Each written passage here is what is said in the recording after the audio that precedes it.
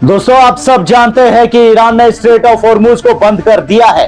अब पहले खौफनाक और सुन्न कर देने वाले ड्रामेटिक विजुअल्स सामने आ चुके हैं। ईरानियन नेवल फोर्सेस को स्ट्रेट ऑफ हॉर्मुज के पास हर एक जहाज को खौफनाक और आखिरी वार्निंग देते हुए देखा गया है।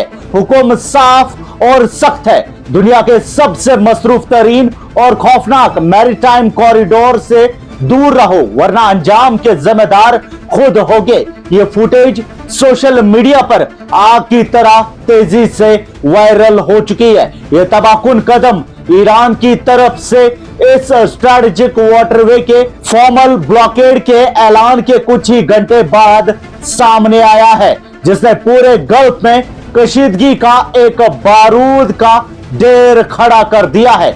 वीडियो में Islamic revolutionary guard corps navy यानी IRGCN सीधा पर्शियन गल्फ में चलने वाले तमाम कॉमर्शियल और मिलिट्री जहाजों को डायरेक्ट वार्निंग ब्रॉडकास्ट कर रही है। स्ट्रेट ऑफ हॉर्मुज को मैरीटाइम ट्रैफिक के लिए मुकम्मल तौर पर लॉक कर दिया गया है। जो भी जहाज इस हदूद में दाखिल होने की कोशिश करेगा वो अपनी मौत और तबाही का जिम्मेदार खुद होगा। यह सरसरी वार्निंग ईरान के खत्म अल अंबिया सेंट्रल हेडक्वार्टर्स, जो मुल्क की सबसे टॉप ज्वाइंट मिलिट्री कमांड है, के एक बाउंसर्स बड़े ऐलान के बाद आई है।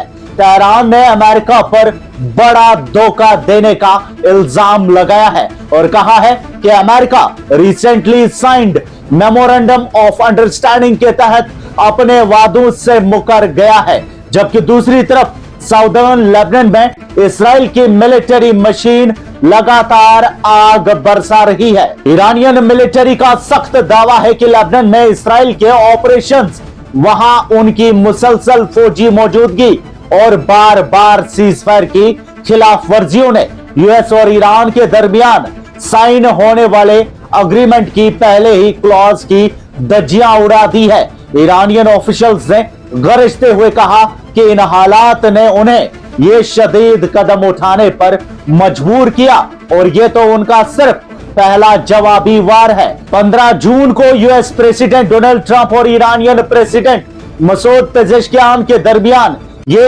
MOU साइन हुआ था, जिसमें दोनों फारिकैन और उनके अलाइज के दरमियान मिलिट्री ऑपरेशंस को फौरी और हमेशा के लिए रोकना था।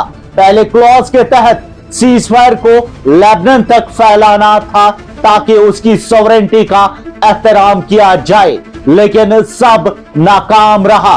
ईरान की मिलिट्री कमांड ने ललकारते हुए कहा है कि स्ट्रेट ऑफ हॉर्मुज की बंदिश तो सिर्फ एक झलक है, असली तूफान अभी आना बाकी है। अगर इसराइल ने लेबनान में आग और खून का खेल बंद ना किया या अमेरिका ने अपना वादा पूरा ना किया तो ऐसी जवाबी कार्रवाइयां की जाएंगी कि दुनिया देखती रह जाएगी। IRGC की इस वार्निंग के बाद पूरी दुनिया में सनसनी फैल गई है। दुनिया का सबसे बड़ा एनर्जी चोक पॉइंट अब एक भयानक जियोपॉलिटिकल तूफान का निशाना बन चुका है। स्ट्रेट ऑफ हॉर्मुज दुनिया का सबसे अहम मैरीटाइम कॉरिडोर है, जो ग्लोबल क्रूड ऑयल और LNG सप्लाई का सबसे बड़ा रास्ता है। इस तंग रास्ते में जरा सा खलल ग्लोबल सप्लाई चेन्स को तबाह, फ्यूल प्राइसेस को आसमान पर और फाइनेंशियल मार्केट्स को क्रैश कर सकता है। वही खत्म अल अंबिया सेंट्रल हेडक्वार्टर से अमेरिका पर बदनीयती का ठप्पा लगाते हुए कहा कि इस्राएली फोर्सेस ने सीजफायर के बावजूद लेबनीज टेरिटरी के अंदर हमले, लोगों को बेघर करना और अपनी फौजी चोरियां बरकरार रखी है। ईरान की स्टेट एफिलिएटेड मेहर न्यूज एजेंसी के मुताबिक अब से स्ट्रेट ऑफ हॉर्मुज हर किस्म के जहाज के लिए शटडाउन है। अगर मुखालिफ फारिक ने अपने वादे पूरे ना किए तो ईरान अगला धमाकेदार कदम उठाने के लिए बिल्कुल तैयार है।